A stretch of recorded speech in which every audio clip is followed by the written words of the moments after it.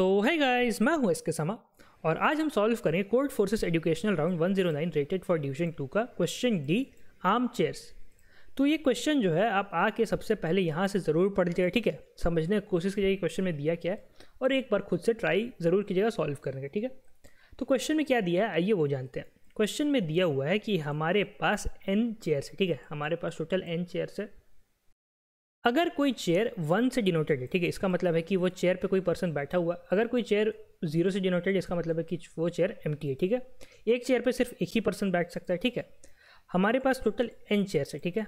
और जो number of peoples बैठे हुए हैं, ठीक है, जो नंबर ऑफ़ पीपल्स बैठे हुए हैं इन सारे चेयर्स पे कंबाइंड, उसका मैक्सिमम जो लोग हो सकते हैं वो है n/2, ठीक है। मतलब n चेयर्स है और मैक्सिमम पर्सन जो हो सकते हैं वो n/2 है, ठीक है। हमें इनिशियली एक एरे दिया हुआ है, ठीक है, जिसमें या तो 1 है या तो 0 है, ठीक है। और ये एरे का साइज़ n है। 1 का मतलब है कि अगर पहला पोजीशन पे 1 है तो इसका मतलब है कि पहला चेयर पे कोई पर्सन बैठा हुआ है। फिर मान लो अगर यहाँ पे 0 है तो इसका मतलब कि ये चेयर एम्प्टी है। फिर यहाँ पे 0 है इसका मतलब ये चेयर एम्प्टी है। फिर मान लो ये चेयर 1 है तो इसका मतलब है कि चेयर पे कोई बैठा हुआ है, ठीक है। तो ये चीज़ है। हमें क्या करना है कि हमारा जो इनिशियल कंडीशन दिया हुआ है, ठीक है, जो इनिशियल कंडीशन दिया हुआ, मान लो इनिशियल कंडीशन है यहाँ 1 है, यहाँ 0 है, यहाँ 0 है, यहाँ 1 है, फिर यहाँ 0 है, 1 है, फिर 0 है, 0, ठीक है, ये है। तो इनिशियली जो लोग जो चेयर फील्ड है, ठीक है, इनिशियल कंडीशन में जो चेयर फील्ड है, कौन कौन सा चेयर फील्ड है, ये चेयर फील्ड है, ये चेयर फील्ड है, ये चेयर फील्ड है, ठीक है। तो हमें ऐसा करना है कि सारे के सारे इनिशियली फील्ड चेयर्स एम्प्टी हो जाए। मतलब ये जो फील्ड चेयर था ये 0 हो जाए, ये भी 0 हो जाए, ये भी 0 है। बाकी जो एम्प्टी चेयर कौन सा 1 हो जाए उससे हमें फ़र्क नहीं पड़ता। हमें सिर्फ जो इनिशियली फील्ड चेयर है उसको 0 करना है। मतलब जैसे ये पर्सन को उठा के हम यहाँ बैठा सकते हैं। मतलब कैसे हो सकता है कि ये 0 हो जाएगा, ये 0 हो जाएगा, ये 0 हो जाएगा, ठीक है। ये पर्सन को उठा के हम यहाँ बैठा दिए, ये पर्सन को उठा के हम यहाँ बैठा दिए, ये पर्सन को उठा के हम यहाँ बैठा दिए, ठीक है। तो ऐसे हो गया, ये दोनों चेयर एम्प्टी रह गए, ठीक है। ये कर सकते हैं। या फिर और भी ऑप्शन है, इसको उठा, ये तो 0 हो गया, इसको उठा के फिर यहाँ बैठा दिए, ठीक है। यहाँ देखो 1 1, अब इसको उठा के मान लो यहाँ बैठा दिए तो ये 1 हो गया, फिर ये 0 हो गया, ये 0 हो गया, ठीक है। कैसे भी हम करके बैठा सकते हैं, बहुत सारे कॉम्बिनेशन हो सकते हैं, ठीक है। तो हमें ऐसा कॉम्बिनेशन बताना है जिसका कॉस्ट जो है वो मिनिमम लगे, ठीक है, जिसका कॉस्ट जो है वो मिनिमम लगे। अब कॉस्ट क्या है, कोई पर्सन को मूव करने का कॉस्ट क्या है, तो कॉस्ट है कि ith चेयर से, ठीक है, ith चेयर से jth चेयर में जाने में, ठीक है, ith चेयर से jth चेयर में जाने में हमारा कॉस्ट लगेगा मॉड्यूलस ऑफ i - j, ठीक है। ये हमारा कॉस्ट है। यहाँ देखिए क्वेश्चन में भी वही चीज़, यहाँ देखिए क्वेश्चन में भी वही चीज़ दिया हुआ है, ठीक है। इतना मिनट से कॉस्ट मतलब मिनट, वही चीज़ है, ठीक है। अब एक चीज़ है कि अगर कोई पर्सन मूव कर रहा है, ठीक है, ये पर्सन मूव कर रहा है, जब तक ये पर्सन जाके बैठ न जाए तब तक हम दूसरे पर्सन को मूव नहीं करा सकते हैं, ठीक है। तो ये चीज़ क्वेश्चन में है। तो हमें वही बताना कि मैक्सिमम कॉस्ट या मैक्सिमम मिनट कितना हमें लगेगा, ठीक है। तो भैया ये तो हो गया क्वेश्चन। अब ये क्वेश्चन को हम सॉल्व कैसे करें, ठीक है। तो देखो यार, क्वेश्चन का जो सबसे बड़ा हिंट था वो ये है कि इसका कंस्ट्रेंट देखो, नंबर ऑफ़ चेयर सिर्फ 5000 है, ठीक है। नंबर ऑफ़ चेयर सिर्फ 5000 है। इसका मतलब है कि हमें इस क्वेश्चन में जो सारे कॉम्बिनेशन है वो कॉम्बिनेशन को चेक करना पड़ेगा। मतलब जैसे यहाँ पे देखा ना, ये पर्सन को हम यहाँ भी बैठा सकते हैं, ये पर्सन को हम यहाँ भी बैठा सकते हैं, ये पर्सन को हम यहाँ बैठाए, यहाँ बैठाए, ठीक है। तो बहुत सारे कॉम्बिनेशन हो सकते हैं। तो इसका कंस्ट्रेंट क्योंकि बहुत कम है, ठीक है, इसका कंस्ट्रेंट क्योंकि बहुत कम है, तो मतलब 5000 ही है, तो हम सारे कॉम्बिनेशन को चेक कर सकते हैं, ठीक है। ये तो हो गया। लेकिन एक चीज़ अगर आप नोटिस करें, ठीक है, एक चीज़ अगर आप नोटिस करें तो इसमें मतलब सेम क्वेश्चन रिपीट भी हो रहा है। मतलब तो क्वेश्चन कैसे रिपीट कर रहा है आइए जानते हैं। क्वेश्चन में मान लो ये फुल चेयर है कि मतलब इसमें बैठा हुआ है और ये एम्प्टी वाला है, ठीक है।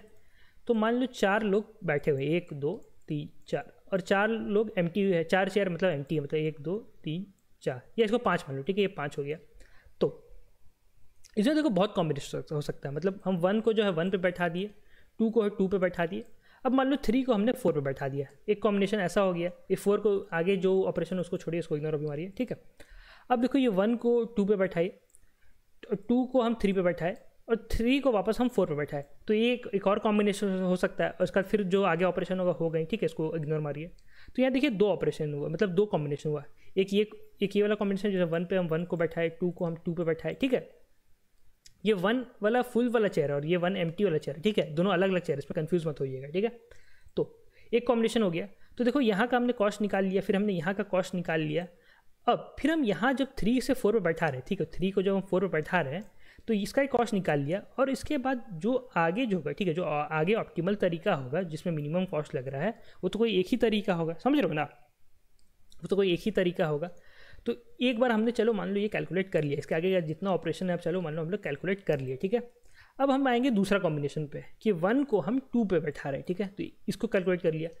2 को हम 3 पे बैठा रहे हैं, इसको कैलकुलेट कर लिया, और 3 को हम अब 4 पे बैठा रहे हैं। तो फिर से वही हम चीज़ करें, फिर से हम वही चीज़ कर रहे हैं, 3 को 4 पे बैठा रहे हैं। और क्योंकि हमने 3 को 4 पे बैठा दिया है, तो आगे जितने भी ऑपरेशन होंगे, ठीक है, आगे जितने भी ऑपरेशन होंगे, मतलब आगे जितना भी ऑप्टिमल तरीका होगा बैठाने का, ऑप्टिमल तरीका तो कोई एक ही हो सकता है, ठीक है, तो वो सब मतलब एक ही होगा, एक ही ऑप्टिमल तरीका होगा। तो मतलब हम ये चीज़ स्टोर करके रख सकते हैं ना कि इसके आगे का जितना भी ऑपरेशन होगा उसमें मिनिमम कॉस्ट कितना होगा, ये चीज़ तो हम स्टोर करके रख सकते हैं, समझ रहे हो ना। तो इसके लिए हम मेमोजाइज कर देंगे, ये डीपी का कॉन्सेप्ट जो होता है मेमोजाइजेशन वाला, समझ रहे हो, जिसमें हम 2D का एरे बना लेंगे। इसका आई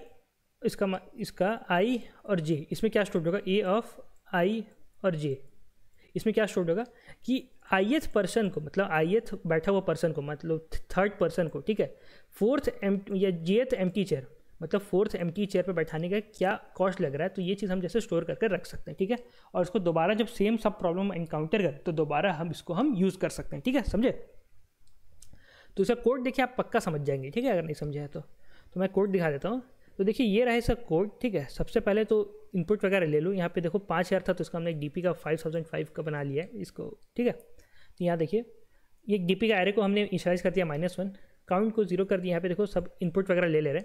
वी में हम क्या स्टोर कर रहे हैं, वी में हम स्टोर कर रहे हैं जो चेयर फील्ड है, ठीक है, जो चेयर पर बैठा हुआ है, तो उसका जो आई है, मतलब उसका जो पोजीशन है उसको स्टोर कर ले रहे हैं।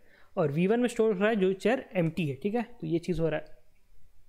If count is double equal to 0 return 0, ये किसके लिए है कि हमारा जब एक भी आदमी है ही नहीं, सारा का सारा चेयर एम्प्टी है, तो इसमें 0 कर दे रहे हैं, ठीक है। नहीं तो ये फंक्शन पे जाएगा, फंक्शन में जाएगा तो क्या होगा, देखो ये चीज़ पे बाद में आते हैं, अभी इस पे देखो। If d of i of j is not equal to -1, मतलब ये सेम सब प्रॉब्लम हमें पहले भी एनकाउंटर हो चुका है, ठीक है, ये सेम सब प्रॉब्लम पहले भी एनकाउंटर हुआ है, तो हम वो वाला जो पहले हम निकाल के आंसर स्टोर करके रखे हैं उसको हम यहाँ पे स्टोर कर ले रहे हैं, ठीक है। अब हम फिर से वही सब प्रॉब्लम अगर नहीं हुआ है, ठीक है, अगर वो सब प्रॉब्लम DPI ऑफ जे सब प्रॉब्लम अभी तक आंसर नहीं हुआ है, तो मिनिमम ऑफ सबसे पहले हम कॉस्ट निकाल रहे हैं आई से jth पे भेजने का, ठीक है। ith पर्सन को jth पे हम भेज रहे हैं। यहाँ पे देखो क्या है, आई और जे, इसका मतलब यहाँ पे सबसे पहले 0 0, मतलब पहला पर्सन पहला चेयर, ठीक है।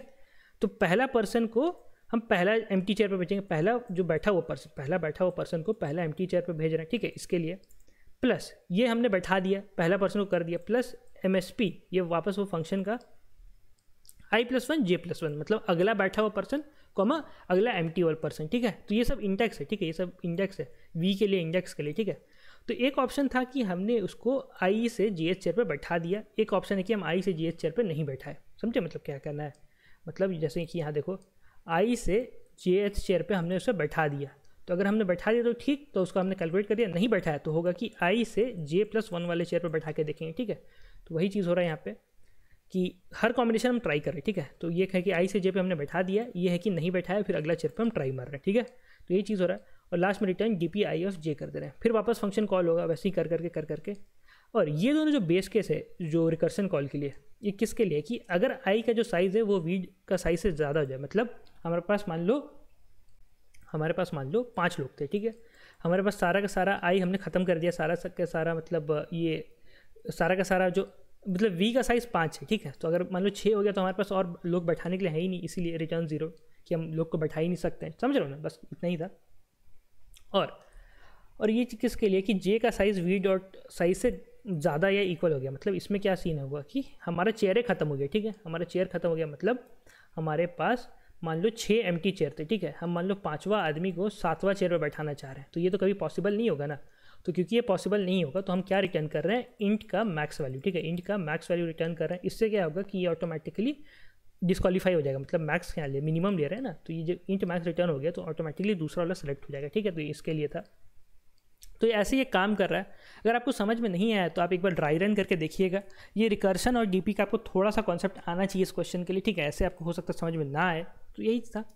और अगर आप DP वगैरह सीखना चाहते हैं, अभी तक सीखे नहीं है, तो और इसके लिए कोर्स लेना चाहते हैं तो आप ये कोर्स देख सकते हैं, डेटा स्ट्रक्चर एल्गोरिथम का 2499 का। इसके समय GFG कूपन यूज़ कीजिएगा, फ्लैट 10% आपका ऑफ हो जाएगा। इंटर्नशिप का ही मौका है, देख सकते हैं यहाँ पे क्या क्या सिखाया जाता है, चाहे वो एरे हो, सर्चिंग हो, हैशिंग हो, ग्राफ हो, ग्रीडी हो, बैक ट्रैकिंग हो, डायनेमिक प्रोग्रामिंग हो, सब कुछ है, ट्री सब है, चेक कर सकते हैं। और भी बहुत सारे कोर्सेज है, चाहे वो इंटरव्यू प्रिपरेशन के लिए हो या टेस्ट सीरीज हो, आप चेक कर सकते हैं। इसके समय GFG कूपन यूज़ कीजिएगा, फ्लैट 10% आपका ऑफ हो जाएगा। तो आज की वीडियो में तो इतना ही, तब तक धन्यवाद, ध्यान रखिए, सेफ रहे, मिलते हैं वीडियो में, bye bye. Hello everyone, I am Sandeep Jain and I am here to tell you about complete interview preparation course. As the name suggests, the course consists of 360-degree preparation for your placements. It consists of compressed and precise content to make you ready before you sit for company interviews. The course includes data structures and algorithms from the most basic to advanced level. Concepts of object-oriented analysis and design, operating systems, computer networks, and database management systems. Apart from this, interview questions shall be discussed to give you a holistic view of your interview preparation. By the end of this course, you shall have complete confidence in your interview preparation. Looking forward to having you in the course, and together we are going to go through all these concepts. Again, I welcome you to the complete interview preparation course at Geeks for Geeks.